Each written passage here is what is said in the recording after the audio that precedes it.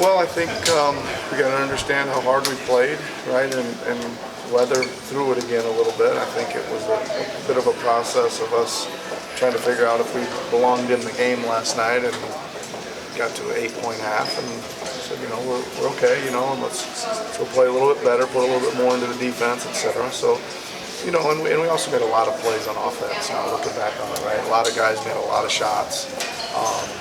And I think a lot of it was unselfish play and a lot of the right reads, but you still got to make all those shots, and there was a lot of guys that chipped in. I would imagine you don't get the same script tonight, and hopefully, probably be somebody different doing it tonight, but hopefully it's somebody. Dick, you've told us a few times that you sort of enjoy the game, figuring it out as you go along, and you got a team like that too. The players enjoy that kind of process.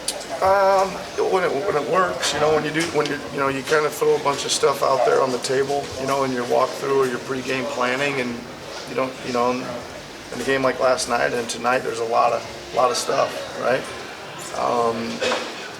And you make a switch to something, and if it works, you usually gain a nice little momentum, chemistry, all kinds of boost from that. So, I don't know, you get in these situations, why not try some stuff, right? I mean, in a game like this, you gotta throw a few things out there, a few wrinkles out there.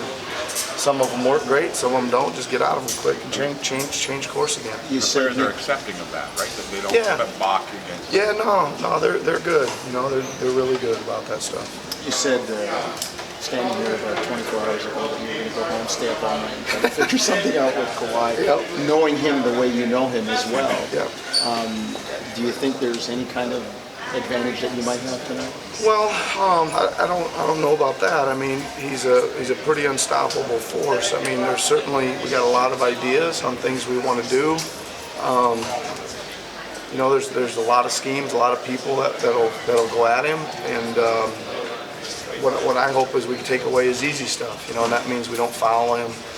I'd like to take his three-pointer away. I think he only makes one or two a game sometimes, but he also can make. We've seen him make 5, and he'll just stroll up the court and slam on the brakes, and he just takes that thing, and that's easy points for him, and that's what I think. If we make him work and we make him take a high volume of shots, and make him the shots we want him to take, and he makes a bunch of them, then so be it. But we don't want to give him the easy stuff. We want to go at him, but be aggressive and make him work. How transferable are schemes from one game to another with players that are like that? Well, there's some similarities, right? And we've been, it's not just this game and that game. There's some things we pull out from other guys that we've been playing against here recently, which is helpful.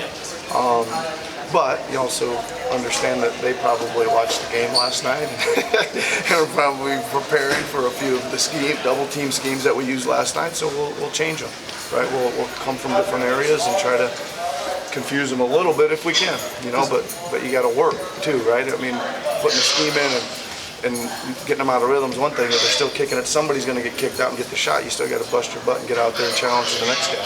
Does Kawhi handle doubles, handle traps a little differently this year, or did you see that evolving as the year went along last year? It certainly evolved last year. I think if you guys remember right, I remember about Game 4 of the year, somebody came in and just went an all-out blitz on him and kind of startled all of us, and him as well. And so then we got to work on things, and most of it was not really him. It was positioning of the other guys and where they were going to go and spacing and things like that. And then we just kind of got better and better as the year went on. Coach, aside from the championship, do you have a favorite moment throughout the year with Kawhi from last year, aside from the title? I mean, there was a lot of them.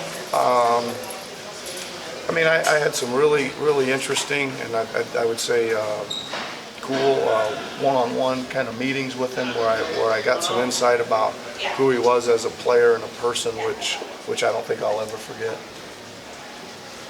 Pascal emerged as one of the 10 now that Kawhi's gone. Yeah, I mean, I think he was emerging, right?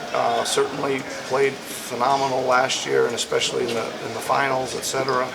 And I just think, with Danny and Kawhi departing, an opportunity surfaced for him to, be a little bit more of a go-to guy, a lot more opportunities, a lot more shot chances.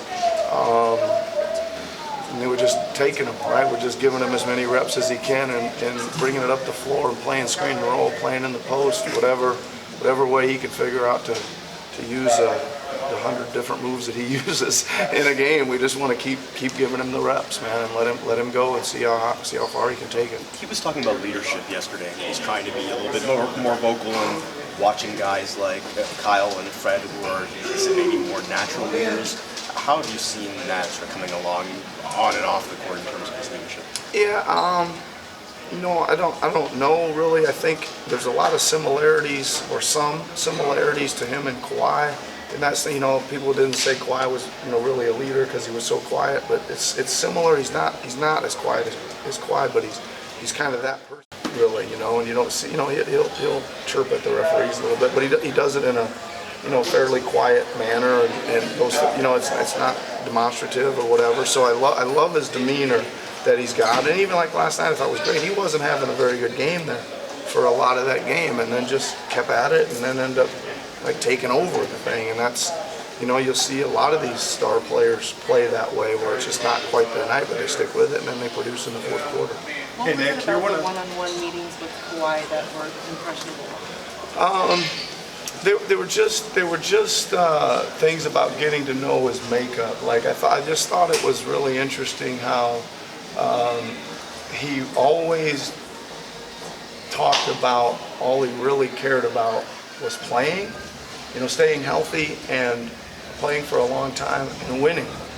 We didn't, I don't know, we'd have conversations where I was like, you could have 40 last night. He's like, I don't care about that. I goes, Coach, we got to get the win. We got to get better. And it's a good team, and that's all I'm about. I don't know. I just thought it was really cool for him to just put that as a real focus of what he was doing. Hey Nick, you're one of the first, I think, of a handful of Eastern Conference teams that's going to come to LA and play Lakers and Clippers in a back-to-back. Is everybody playing them back-to-back? There's a handful of teams that are going to do it this year. Do you like not having to make an extra trip here, or? No, we love LA, man. We'd like to come out here more than twice a year if we could. No, I mean, this obviously makes it difficult. We'll see, right? We'll see. Let's play the game tonight and see. But there's some probably a lot more minute management I'm going to have to do tonight, etc., because it's a back-to-back. I would have loved to play them tomorrow. We juiced it today, and I think that would have cost us too much time. Have another day out here and giving us another day of enjoyment as well. So. We'll see. Tough back-to-backs are tough, and this is one of the toughest ones you can play. Lakers, Clippers, that's for sure.